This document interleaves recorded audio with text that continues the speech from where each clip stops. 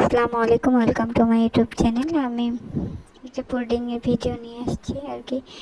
কেমন হবে জানি না, তবে মানে পুডিংটা বানানোর আগে আমার মনে হয় যে অনেক ভয় আর টেনশন কাজ করছিল, আসলে কি পারফেক্টভাবে হবে কি হবে না। তো আলহামদুলিল্লাহ পারফেক্টভাবেই হয়েছিল। তো আমি এখানে লিকুইড দুধ নিয়েছি 1 লিটার, তো এটা জাল করে আমি ঘন করে নিচ্ছি। আপনারা হাতের কাছে যেটা আছে পাউডার মিল্ক থাকলে এটাও নিতে পারেন। তো আমি এখানে ক্যারামেল বানিয়ে এটা বাটিতে সেট করে নিয়েছি, যে বাটিতে আমি পুডিংটা বানাবো এই বাটিতে আমি সেট করে নিয়েছি।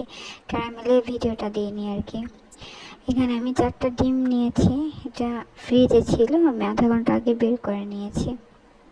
তো 4টা ডিম আর সাথে আমি পরিমাণ মতো আর কি চিনি নিয়ে নেব। যতটুকু যে মিষ্টি খেতে পছন্দ করেন আপনাদের স্বাদ অনুযায়ী আপনারা চিনি নেবেন। চিনিটা আর এই ডিম এই দুটা সুন্দর মতো মানে মিশে এতটুকুভাবে করবেন। বেশি লাড়ালাড়ি করলে এখানে বাবল হয়ে গেলে যখন পুডিংটা বানাবেন দেখবেন ভিতরে ছিদ্র ছিদ্র হয়ে থাকবে।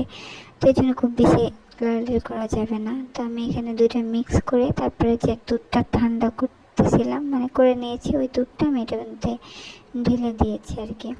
আসলে এক হাত দিয়ে ভিডিও করছি আর এক হাত দিয়ে এইটা মিক্স করছি, তো তার জন্য আর কি এরকম হয়ে যাচ্ছে। তো দুইটা মিক্স করার পর আমি যাতে ডিমের গন্ধটা না আসে যেন ভ্যানিলা এসেন্স আছে এটা দিয়ে দিয়েছি।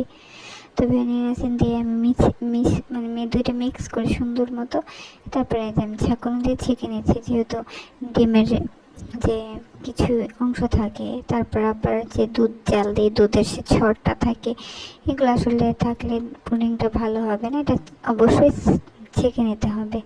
তারপরে যে আমি বক্সটাতে পুডিং বানাবো এটা ঢেকে নিয়ে আমি রাইস কুকারে বসিয়ে দিয়েছি। আপনারা চাইলে বাটিতে চুলায় দিতে পারেন, পানি সহ। আমি আগে চুলায় বানাতাম, এখন ভাবলাম রাইস কুকারে দিলেই ভালো হয়। তো এটা আমার পরের দিন সকালে আমি পুডিংটা বের করি, আমি একটু ঠান্ডা করে ফ্রিজে রেখে দিই।